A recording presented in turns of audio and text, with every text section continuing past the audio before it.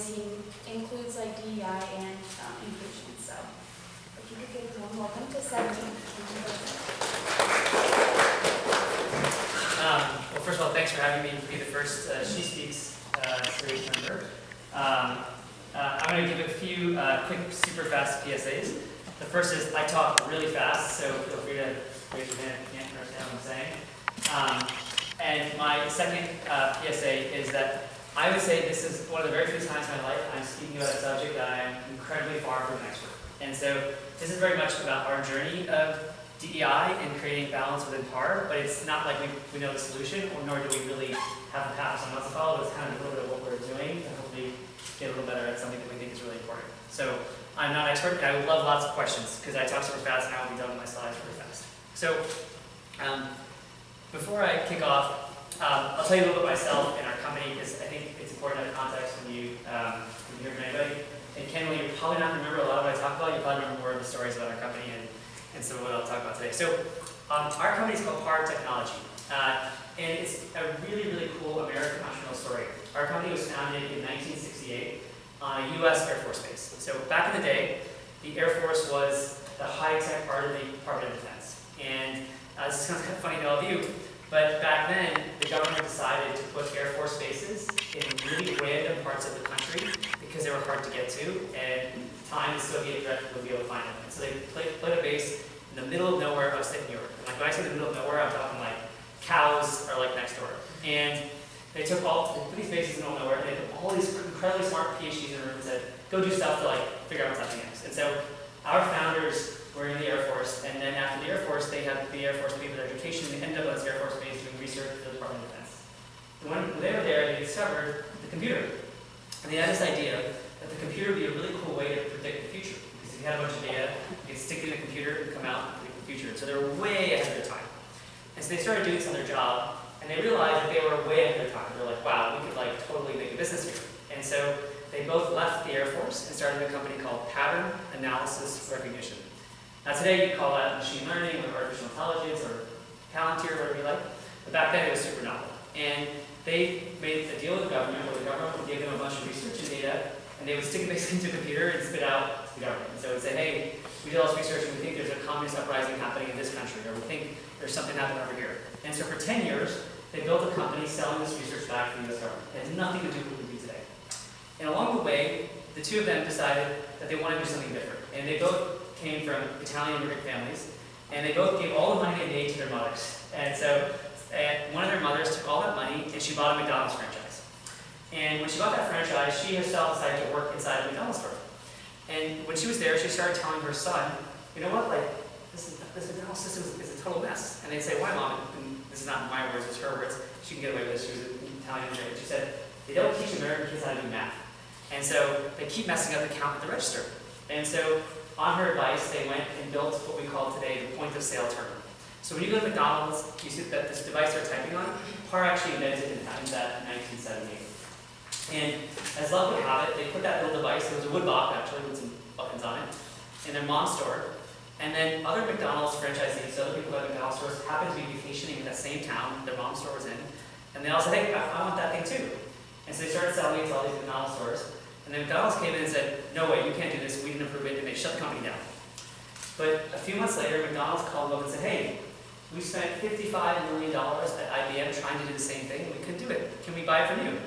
And so they started selling this to McDonald's. Now what's crazy about the story is that they invented it in 1978. In 1980, McDonald's approved it to be sold to McDonald's. And then the company went public on the NASDAQ in 1982. So when you go public, it means that you can sell your shares, people can buy and trade your stock. And you have to remember, these were two founders that came from families that had no college education. They were immigrants in the country, and they were in the middle of nowhere. This wasn't Silicon Valley, this was in New York City, like literally the middle of nowhere. Like the next biggest business would have been like the used car dealer. And they were two founders in their 30s who took the company public, were worth hundreds of millions of dollars, and were one of the fastest growing companies in the country. They were on the cover of Fortune magazine, they just conquered the world.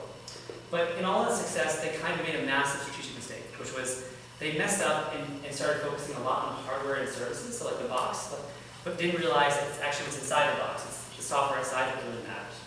And so as the industry took off, PAR went from being the biggest company in the space to the smallest, because people realized, hey, you know what? I'm going to buy that company's software, and I'll just buy parts of hardware around it.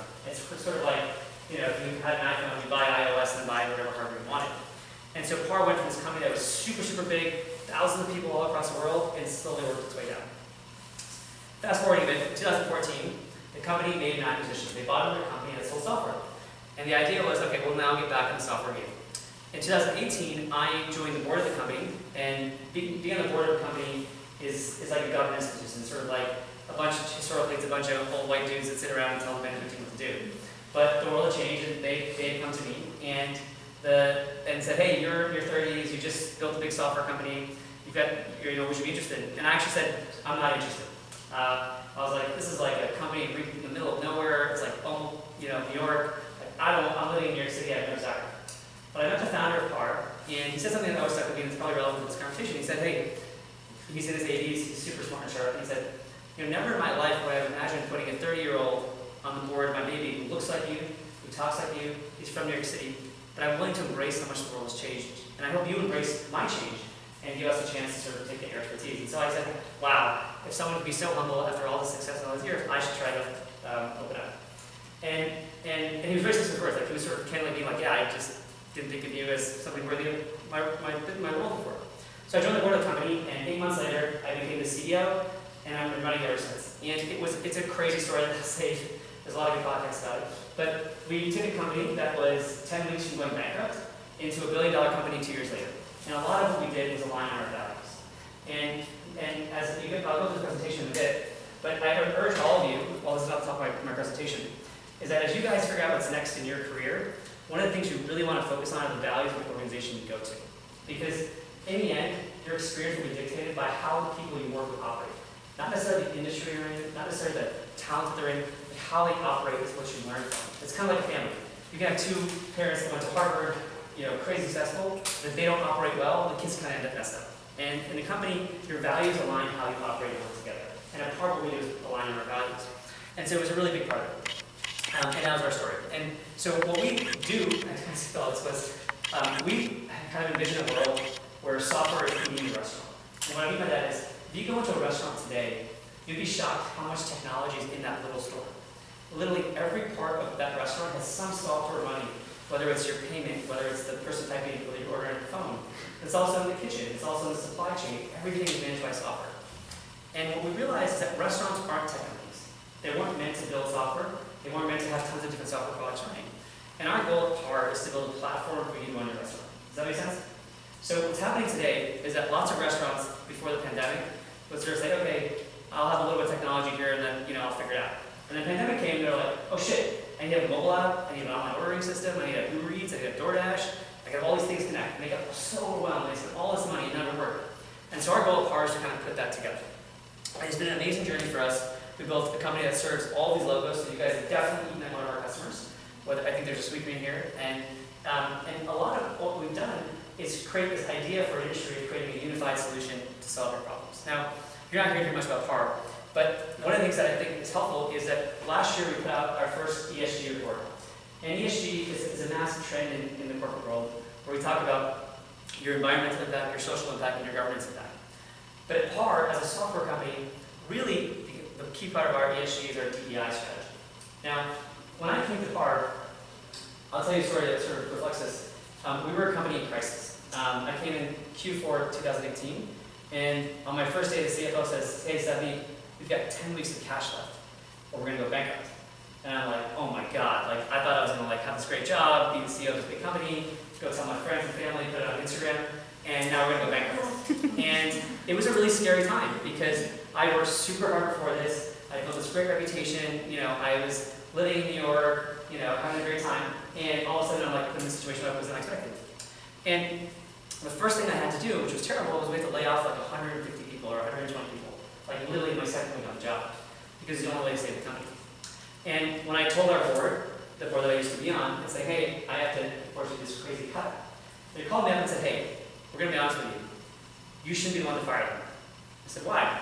They're like, listen, I don't know if you noticed, but you look kind of different, and we're in the middle of upstate New York, people got guns, it might not be the safest thing for you to show up there. And I was like, what do you mean? And so I go to the office, and I walked around, and I realized, wow, our office is literally 100% Caucasian. There was nobody that looked like me, talked like me, and I was sort of used to that, but it was an amazing experience. And so one of the things we observed back then was that because there was a prejudice from our board that just because it was a uniform workforce, which by the way, not the right thing, the assumption was they couldn't relate to me. And it sort of struck this idea early on in my head, which is that's some of the stuff we have to change in the corporate world. Because they assumed they wouldn't appreciate me because I look different, because I was younger than everybody else, because I talk different, or might have a different religion, or whatever it may be. And it was really a point moment in my life because I was like, oh my God, this is my opportunity to make that change. And so we did it, and one of the coolest things that ever happened was we did this layoff. It was a crazy, again, it's really hard to imagine that this is coming from around for 50 years. So you're finding people who have these jobs for decades. And I'm getting up there ready to throw tomatoes, someone to shoot me, like it was, it's a terrible experience. And I gave a speech and I was totally honest. I said, hey, we have to fire those people today. And it's not their fault, it's my fault. Because I didn't build a company that could sustain them. And it's all those executives' faults right there who make all the money. It's not their fault. And I did this whole presentation, and I got off the stage, and I got a standing ovation. Now this is crazy rare, but you can do people over the car. I never get a standing ovation. And I got a standing ovation after laying off 120 people. And the reason why was because I treated them as my partners. I didn't treat them like the other. And it created this building of this bond, which is saying, here's how we move forward. So we are a global company, and when we think about ESG, it's very much on DEI, because we don't really have an environmental footprint, we don't really have a factory or stuff, we build software. And our governance, I'll talk about in a second.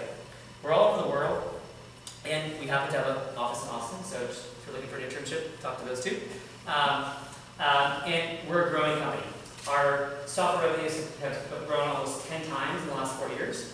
Our employee base has tripled, and we are like a 55-year-old company that's run by a bunch of 30 and 40-year-olds, and we are kind of an exciting dynamic place to work. So it's a really fun story. Now, let me talk a little bit about what we're here to talk about, which is diversity in the tech sector. And I want to tell you a personal story, which is I think, helpful for context. I'm wildly passionate about diversity in all forms of life. And it's not diversity of gender or religion or race, but diversity of thought. And I don't think any CEO or any organizational leader, whether you're running a church, whether you're running a company, a family, can be successful unless they have diverse points of view. And I think that the reason I got here is actually not because I was special or unique, but I was sort of born into that. So I'm going to tell you the story of two women, both of them are my grandmothers. Because in many ways what I'm telling you is like I'm wildly biased, and it's not something that I can say, hey, I came to this conclusion. But I grew up in a maternalistic family, so it's kind of unique. My father's mother was born in Pakistan. They came after the partition of India in 1947. India split into two countries. They immigrated, they lost everything, and they rebuilt the family. And my grandmother married my grandfather, and unbeknownst to her, he wasn't the greatest dude. So this is in 1960s, 50s, 60s India. She raised my dad and his two siblings on her own. Now, back in the day in India, this is like wildly taboo. There's no such thing as a single mom, okay? Like, it's not a cultural thing. She went out, got a job, she became a principal of a school, a women's school in reality, and she advocated for women to be educated. And with that one salary, she sent two of her kids to med school, and the third one, unfortunately, had disabilities, took care of them, got them married, all on her own. And she told my dad, get the hell out of here, go to America. They both watched the moon landing, and my grandmother and my dad said, that's where you need to go to that country. And that's when I came to America. And it was very much a woman-led family. And so my dad's psyche was for that. Then on my mom's side, I had a grandmother who was wildly unique, and this is sort of a crazy story, but she also came from Pakistan. Her family lost everything, but they rebuilt in India, and they became relatively wealthy. They had a shoe company or something, I forget what it was, and she went to a university called the Delhi School of Social Work because she wanted to be an actress. And at this school, she met my grandfather. And again, this is probably like 1940s or 50s India, I don't know exactly when, where there's no such thing as a love marriage. Like, you're kind of told to marry. Oh, it's like still true for like half of India. And my grandmother meets my grandfather, and they were outside protesting the rights of women together, which is kind of cool. My grandfather's a little bit radical too. And he goes to her and says, hey, I want to marry you. And she's like, I just met you. And they kind of have this courtship for the 3 or 4 years they're in college. And she goes and tells her family, hey, I found the guy I want to marry. And they're like, you can't marry him. And she says, why? She's like, he's not rich. And he won't be able to take care of you, and da-da-da-da-da. She said, okay, cool, here's a date for the wedding, let me know if you want to come. And so she got married at the protest of her own parents. Now again, you have to imagine, this is a family that's like, well-to-do, and she sort of was in this radical advocate. She gets married to my grandfather, and And to do this better, she comes from a well-to-do family. My grandfather's like a rail worker, so not like completely different types of families. They get married, they go get stationed at the rail station that my grandfather gets to, and she gets there and she starts to become fed up with the country that she lives in. And it was primarily because my mom was born, my mom was the oldest, and she couldn't get my mom to go to schools that the boys went to. And she got getting really pissed, and she's like, this is insane. My daughter's smarter than my son, but they want my son to go to my daughter to go to school. And so whatever country she says, I'm gonna go to America. And my grandfather was like, whoa, whoa, whoa, whoa, whoa. Like, we got no money, I'm a rail worker in India, this is no money. We don't know anybody there. And she's like, no, I read about America, I want to go to America. And you can come with me or not. So she packed up her 3 kids and literally went to America, and my grandfather came later. So it was the complete opposite of the traditional immigrant culture of like the man goes and the wife comes later. She went to America, she got a job at Jenny Craig, and then sent for my grandfather to come. And so I grew up in a family of like radical women. That was the culture I grew up in. And so I am wildly biased on this topic because it's actually all I know, and it's the culture that I come from. Both of my grandmothers are more educated than I was. They both got a master's degree in a time where when they graduated from their master's class, they're the only women, both of them, in their class. And so this is a topic I'm wildly passionate about, but I also feel massively guilty because like I was inculcated at a young age, so it's not something I had to like adopt. It was just kind of me. Does that make sense? So I'm massively biased on this topic. Now, the ironic part is I work at a company that is not living to those values. And this is not an excuse, but you'll see that in the technology industry, it's incredibly hard to create gender diversity. That's why we're here today to talk about that. So here's what it looks like. Men hold 73.3% of all technology jobs in the country. This is all USA, by the way, it's a little bit different around the world. And what's interesting about it is it actually got worse. And then it sort of like fell down. And the reason I suggest this to you is that a lot of people are celebrating what's happening in DEI today, but I kind of worry because it could have been like, back in 2010, you would have been like, oh, like, we're pretty good, and then it got worse. And so we have to still kind of prove out this happening. Now, why is that?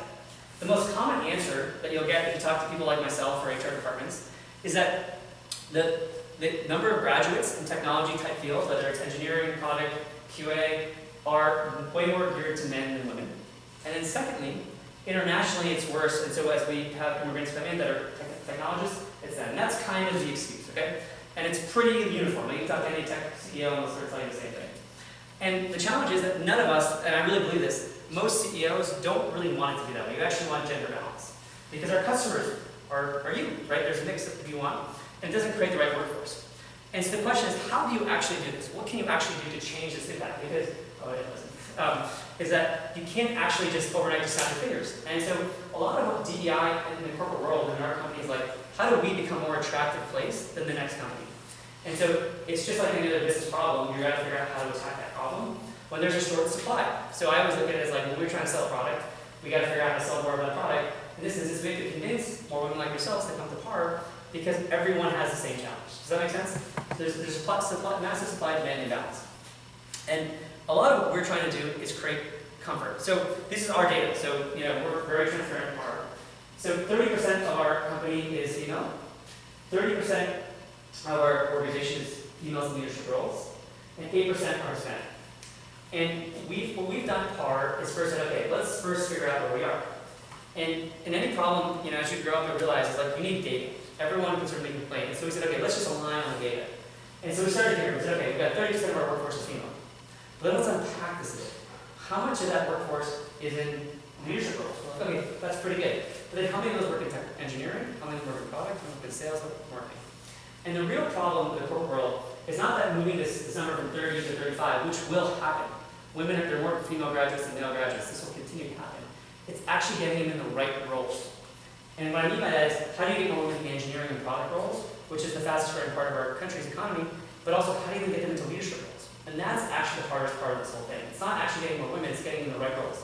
Because if you go to the average company, the HR department is female, the marketing department is female, the legal department is female, but the sales team is not, the product team is not, the engineering team is not. And guess what groups get paid most? Those 3 teams. And so it's a really challenging problem. And so I oftentimes meet young startups and say, wow, we're like 60-40 male-female, that's amazing. We're all females. It's like HR, legal, it's like the fields that are paid the least. And so pay disparity comes from that. It comes from the lack of females in leadership roles, and it comes from the fact that females are over-indexed in the functions that are less commonly male-dominated. And so what we're trying to do is say, let's say, well, here's where we are today. how do we take this to 35? How do we take this to 40? And then we create solutions around that. So we try to make it a business problem, because when you do it that way, it also helps get everybody aligned to, all right, we got a target, let's people want to hire, and it's like, how do we increase our gender diversity, but also our diversity across people of color. So what we realized is we created a diversity, equity, and inclusion team. And so we have two and a half folks, really three folks, it's called 2.5, who try to come out and create solutions to solve our challenges at PAR. And the first thing we realized is we started surveying every single person on that PAR. We do something called an exit interview. So if you worked at our company, you left, you'd be interviewed, and we get this interview. And I read every single exit interview because it's great education for me. Why are people leaving, the baby that I love? And what we found is that when we surveyed people of color and women who left, when we asked them what do they feel about the comfort of being a minority in their company, the number one reason they cited is that they were not more people like them. So how do you solve that? Which is like, how do you get more women or any more people of color if there no one else to have people like them? See, that's super hard challenge. The number two thing is that they did not have a support group that was like them. And so we said, okay, we can tackle that problem. And the third reason was generally around the feeling of inability to get into leadership. And it's a massive issue because if you are, you look different or you are different and no one in that leadership team is like you, looks at you, has your background, you assume that can't be you. And so those are three reasons we discovered our company. And so we tried to start to tackle that.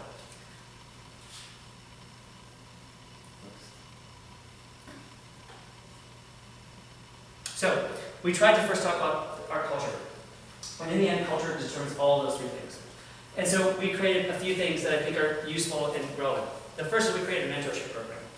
And the mentorship program is for anybody at PAR, but we're really targeted for women to mentor other women. And the idea was, if part of the challenge of saying, hey, I don't know how someone looks like me or is like me in a leadership role, or part of my challenge is I don't see other people like me and I feel uncomfortable in that role, we could create a mentorship program where someone says, hey, I lived through that challenge, here's how I dealt with it, here's what I did with it. And it's an amazing way because you not only have someone who's like you, but it can also kind of help you on all your work challenges because they've been in the role for a long time. So it's a really, really cool program. And one of the coolest parts is we'll have senior people who are like the most senior people in the company mentoring a 23-year-old. And we'll have people who are super senior mentoring someone that's like pretty senior themselves. And it creates a nice way to have a backwards work. Just imagine if you were a freshman in college, you had a senior who grew up in your hometown, felt like you, said, here's all the stuff you need to know, here's all the stuff I wish I knew when I started college. It's kind of like that for the workers. Then we created a women in leadership program where we identify young women leaders across the company, and then we put them in a leadership program where they get management training, how to lead, exposure to all these amazing events across the country, and we pay for them. And so it's a massive expense for us, but it's a way to say, hey, how do we get women in leadership faster, right? One of the challenges is not women in leadership, and you don't see that. How do you feel comfortable doing that? Well, part of it is we educate, you train. So we built a leadership program. Then we created an ERG program. ERG programs are employee resource groups, but they're basically like college clubs in a company setting. So we'll have Hispanic in tech, we'll have women in technology, but we also have the LGBTQ team at PAR. And all these resource groups are self-organized. We sponsor them, but it allows them to connect with people who are like them and feel like there's someone there supporting you. So if you, as an example, are a woman that go to a technology team and there's no other woman there and you feel really uncomfortable, well, that doesn't have to be your whole world at PAR. You can have this group that sort of helps you mentor you through that. And then we did a massive amount of education. And I would tell you this is where we have failed tremendously. Because the problem is, if you were, if you're someone that feels, if you're on a leadership team company, you kind of get the idea of, okay, I want diversity. You're generally well educated, you're well read, you make a lot of money, you're in society. And then we said, okay, let's take all these super smart executives, put in a room, and have someone teach them about microaggression and bias. And the problem was, it kind of feels like you're being lectured and told what you're not good at. And so we spent a ton of money just talking about it, way too much money on people educating our teams. And what I realized really fast was, gosh, part of the challenge is, and anytime you want to teach something is, it's not great to be like, here's you suck at these 15 things. You're only at 25% women or 30% women, here's why you suck. We have to find a new way to do that. And so we realized that the best way for us to impact our change with PAR was actually through recruiting. And so what's really unique what we're doing is that we've said, hey, we're going to continue to do all this stuff. But candidly, this is all around the edges. This is actually after we convince you to come in, we can give you a resource group, we can put you in a leadership program, we can put you in a mentorship program. But it's still not like getting a bunch of people in the door. That's like the hard part. And so what we said is, now going forward, anybody who comes to work, at any time somebody opens a job at PAR, the HR team has to prevent a diverse slate. And so when you guys are at a company one day or an organization one day, you'll say, hey, I need to hire somebody to fill this role. You send it to the HR team. The HR team goes, finds a bunch of resumes, and you'll select 8 of them to interview, or 6 of them to interview. And what we said is, you can't start interviewing for that role until half of them are diverse pool candidates. Now that is really hard to do. And what it does is it forces you to slow down. Because if you are an executive at a company, and it's like, I really need this role, I need it right now, or like, go for it, but you got to interview a diverse set of candidates first. And we sort of made this a rule. And so we're just coming out with this now at PAR. And why do we do that? It's because if we believe that we aren't biased, we believe we are truly fair operators, our team will then have a diverse pool to hire from. And so it's kind of a little, in the corporate world, it's a little bit radical because it slows you down. You know, it's so easy if I said, hey, I want to hire a senior engineer for me to do an interview slate of literally a 50% Asian, 50% Indian, all male, and we'll like hire the person. It's super easy. But if I say, wait, I need gender balance, I need to have this span, it's really hard. And so it forces the HR team to be as accountable as the leadership team to say, hey, did we do our best to find a diverse set of candidates for that role? And so, go ahead. Is there like a minimum number of applicants you look for that 50% benchmark, like 50% for 100 people? Or? No, I think it's totally what's available. I would say, you know, I don't know, when you open a role, how many people apply? It's like 100, I mean, it's a lot of resumes. Yeah, you get hundreds of resumes. So, but it's the actual interview slate that we're looking at. Because, I mean, this is no exaggeration. When we open an engineering role, we'll get 250 resumes, 15 will be women. So it's not like a small problem. It's really hard to get it right. And so we say, okay, here's your 250 resumes, half have to be women in this example. Like, that's a lot of work because then you really have to pull that through. But it's, and again, we're not saying it's going to be half women, half has to be diverse candidates, people of color. Because while we're talking about women today, I would tell you that the greater problem we're going to have in society, in my opinion, is not getting gender balance with male and female. It's going to be people of color. And that's where we have a much bigger challenge. You just saw my slide, less than 8% of the tech industry is Hispanic, while 20% of our population is Hispanic, right? That is really messed up. We have a lot more work to do there. But in general, that's what we're doing. And so that's what we're doing to try to tackle this problem at PAR. And I think we can do all the education in the world, but the more that we can force people in the door, the more success we'll have, because then we see more people like it. And that's kind of what we're doing.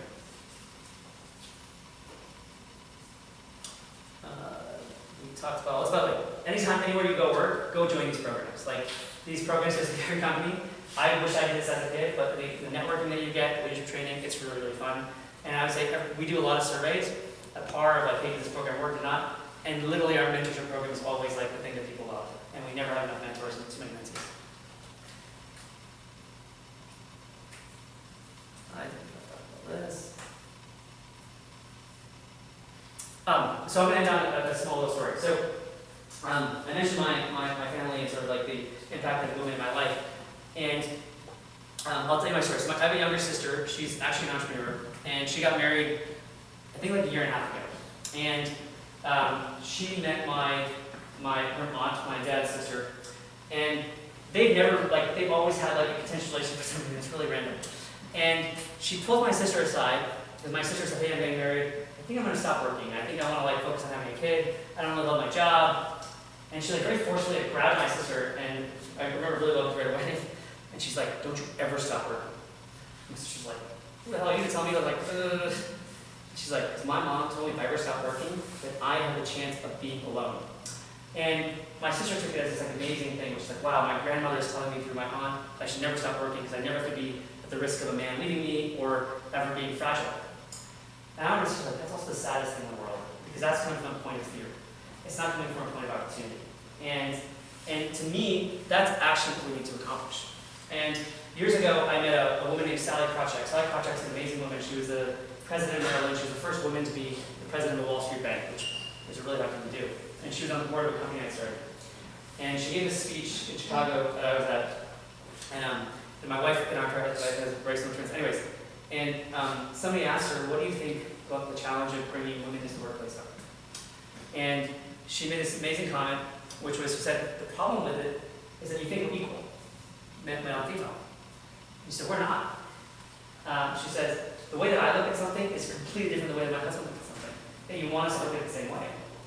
And a lot of what I've realized over the years is that when, you know, I have a little kid, and I joke, which is if you go to my 18-month-old's like toddler little class, you can see the genetic differences in the human beings that we are. The boys are crazy. They're climbing the teeth. They're literally just running around trying to grab from getting hurt. And the women, and that's before society has socialized them to think and act in a certain way.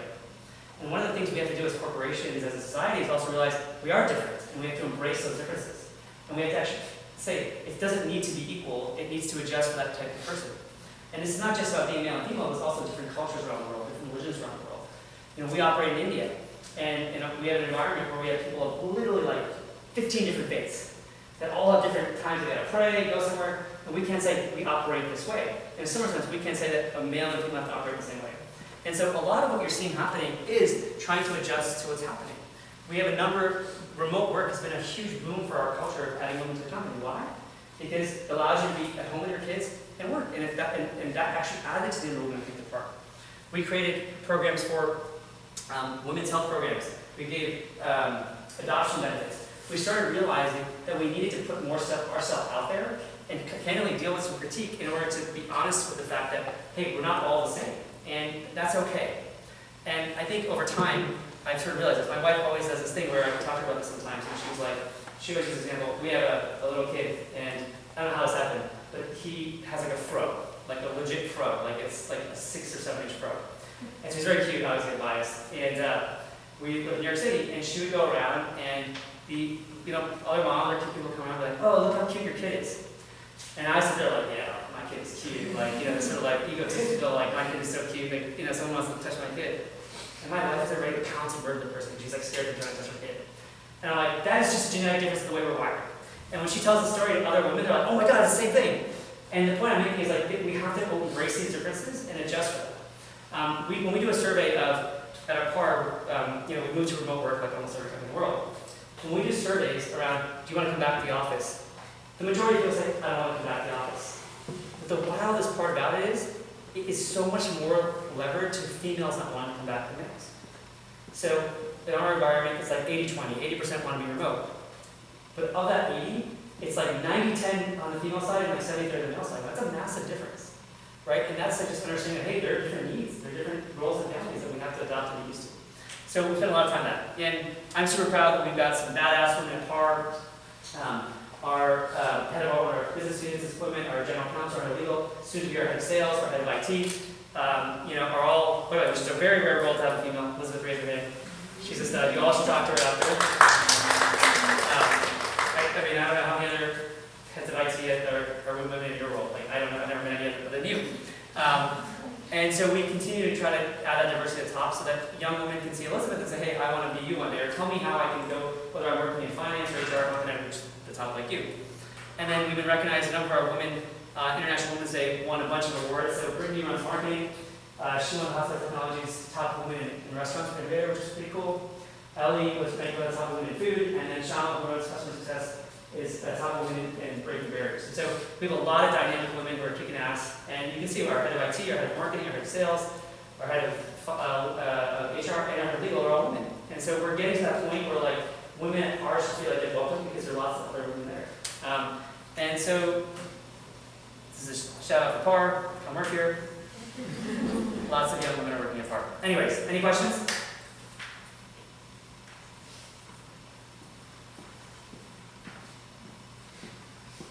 No? All right, well, thank you for your time. No, we got questions, y'all. Let's take a minute to pause and think of some questions.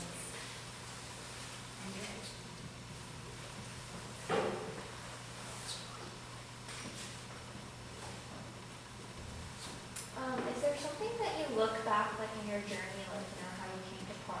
Is there something that you wish you could have done differently? Like the experience. Most people say I don't regret anything. Like I'm the opposite. I wish there's like 1,000 decisions I would have done differently. I think when you're in a role like mine, almost every mistake is a people problem. And so there are lots of people that I was like, oh man, like I don't think they're the right fit, but like let's give it another 6 months. Let's give it another 6 months, right? Like the moment I realized I was like, that should have been a change. I think of things like that I think about. I think about this. I think about, I remember somebody said to me, I think I assumed because I looked different, I was diverse, the company would be diverse just because I am that. And I realized 2 years in, I was like, wait, this is not going to happen because I'm I have to like make this actually a reality. So I think we screwed this up for a while. But generally it's like people problem, I think. It's like, that's probably where I think is 7 6. If you could go back in time and kind of talk to your younger self, or just talk to someone who potentially wants to start a business, what would you say? Like, what would be your go-to piece of advice? Two different questions. What I say to myself is very different when I started a business. You know, if you want to start a business, my best advice is go do it. And what I mean by that is most people can like think about this like forever. Like you can make a bunch of reasons to do it, a bunch of reasons not to do it, and you never do it. And the people that jump in the arena like matter the most. I always say I have 2 life lessons that I believe today that I know I'll believe when I'm like 60 or 70. One of them is being in the arena. It's the there's a very famous Teddy Roosevelt quote called "The Man in the Arena." You all should look at it down the road. But Teddy Roosevelt was a great president, an amazing president, but also he wrote this quote which effectively said he'd rather be the boxer in the ring who lost, who's covered in blood and dust, than be a spectator on the outside. And that philosophy is really like hit me. And so I think for entrepreneurs, you like really resonate with that quote because you're like, you know what? I may start a company, I may fail, but I'll learn along the way, I'll have life experience. And I don't know if any of you are Kobe fans, but you know, Kobe left it all on the court. Like he gave every bit of it, so he never had any regrets. And when you're an entrepreneur, like that is the experience. Like when you fail, and I've been around founders who fail, like you don't regret it because I literally gave everything I had, it just didn't work. Like you don't feel like you left anything behind. On your first point of like advice to my younger self, I think the single biggest piece I give to myself and give to all of you is don't give a fuck about external expectations. I think that as you grow up, you realize how stupid you are for doing something because you know your parents wanted you to, or you should do what your parents want, but like you know whatever your friends want, or being embarrassed. You know, it's literally been like the biggest mistake of my life over and over again. It's like I'm conscious of other, you know, I don't know what my dad would say or my sister would say, and external expectations are the worst way to benchmark yourself. You have to have your own inner scorecard of what matters to you and play along that. It takes some time to get it because we live in a world where like everything's on social media, you're comparing yourself to everybody, like really the whole world. And the more that you can set what matters for you at a young age, the happier you will be. Because as you get older, like, you know, I had a crazy life, like tons of trauma. You wouldn't believe my life, I told you. But then I built a company. I got rich really young, and you know, I was in all these things. And in the end, like when I am now my age, I admire the people who are like happy and chill than like the billionaire next door. And I think a lot of that comes from not caring what other people think. And so that's the advice I give to all of you, is like don't worry about like what other people think, worry about like what matters to you inside, and figure out what matters to you early. Because I realized early on, like I wanted to be successful. It was just something in me that I was like, I want to dominate whatever I do. I was first really into sports and this, but you got to figure out what it is for you. And so Raj is my young mentee over here, and he would tell you I give him this advice all the time, which is you got to know what your inner scorecard is, and then own it, and everything else will work itself out.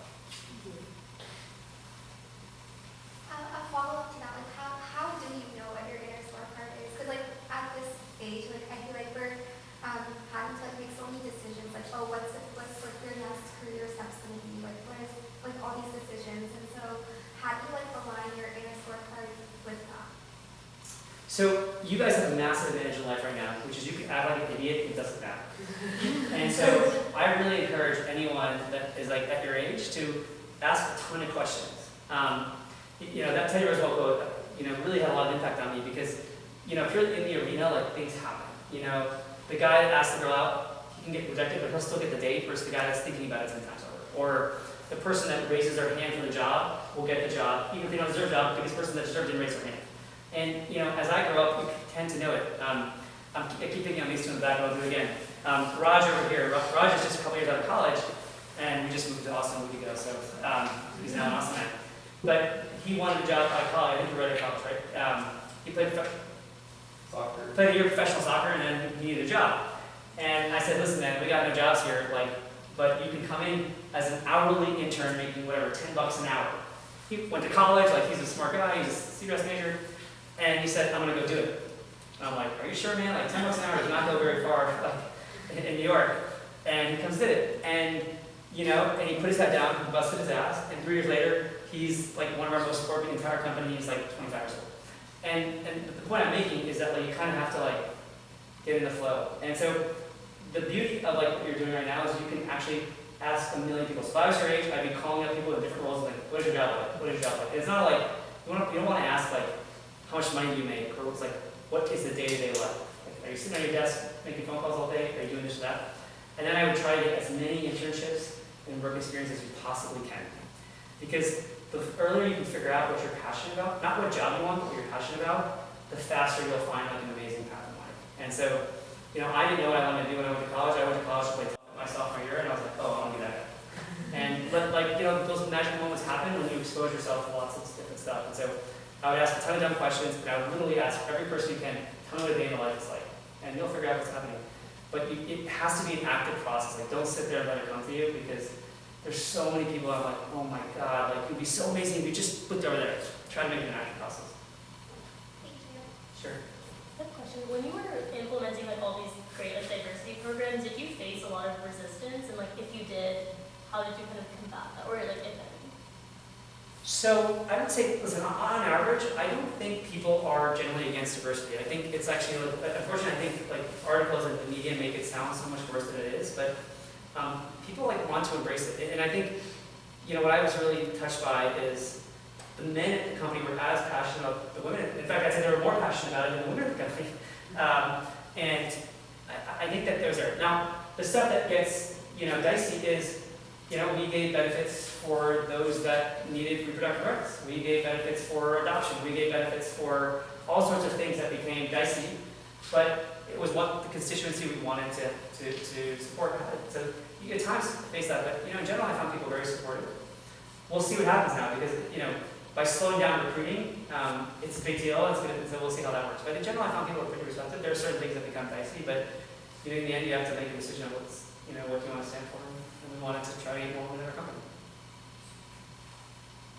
So on your previous answer to her question, what does your day-to-day look like? I'm on the road half the time, so if that is the, I'm literally in a different city or a different country every other week.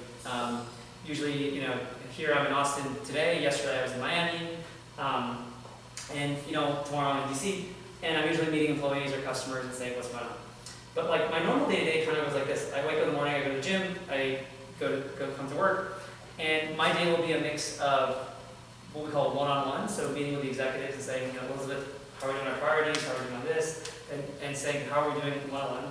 It'll be one group meeting, generally with a group of executives, people on the project, and then it will be a bunch of calls with customers, suppliers, and a lot of strategic planning. And the thing that I like about my job is that when you're the CEO, there are some people that become CEOs because they want to make a bunch of money, and that's great.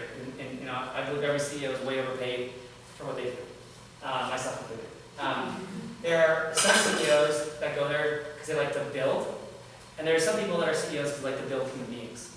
And for me, what I've always taken tremendous pride in is that we've done a really good job of growing the people at PAR. Not perfectly, lots of mistakes, but also taking care of them. And so I think, as an organization, I've enjoyed that aspect of it. So I spend a lot of time with our employees, and I want to know who you are, what's your kids' names, what's your insecurities, and doing that. So, obviously, if you look at my job, I probably spend 20% of my time with investors, 30% of my time with employees, 20% with customers, and then the rest is kind of strategic decisions. Do we buy a company, do we invest, or do that? But it's a little bit all over. But it's fun and it's dynamic. But I wouldn't be a CEO if you can't move quickly, because there's not a lot of free time. It's a sacrifice. So after you came in and you did all the layoffs, I'm sure there's a million things you could have been doing. What was your strategy after that point for the growth? Great question. So it's sort of going to be ironic, but I didn't actually focus on growth. I focused on our culture. So at that same town hall where I announced the layoffs, somebody asked, "What do you think of our corporate values?" And there were a bunch of posters on the wall, all the values. And I'm like, "They're really pretty posters." I said that facetiously because I think every company has to create a set of values that they subscribe to. And the biggest problem with that is that all of you should go home tonight and look at Google's values. Look at all your favorite tech company values, and you're all going to be like, "That sounds like an amazing place. That sounds like an amazing place. That sounds like an amazing place." And I wanted to have the opposite impact. I wanted to create a set of values that scared you away. But the few people that liked it were like, "I want to go there and bust my ass." And so the first thing I did was align on values. And so we had 4 values at the time. Speed, which is our tagline is we want people that don't wait for the elevator. Ownership, we want owners, not renters. We want you to treat PAR like a share card, not a rental card. Focus, which is focus on the 80-20. Like, what are the things that really move the needle? Don't get caught on the bullshit. And 4 was winning, and later became winning together.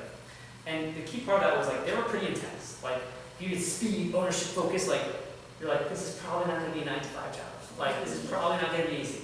But we wanted that because we wanted ambitious, young, we wanted people like him to come and say, hey, I'm going to make minimum wage, but I'm going to bust my ass and become executive for you. We wanted to recruit that.